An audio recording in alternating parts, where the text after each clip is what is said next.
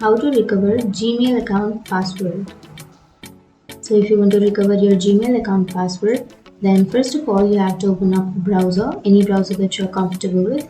I'm here with Google Chrome browser, and now here on the search bar you can search for gmail.com, or you can also go to the upper right corner which says Gmail and click on that. And now you have to choose your Google account, and let's choose one account, and then here you have to enter your password. But if you forgot your password, or if you want to recover your password, your Gmail account, then what you have to do is click on forgot password, and now Google will send you the verification code to the number which you had used to create your account. And after entering the code you will get this kind of page. So now you have to click on update password, and then from here you can create a strong password, a new password.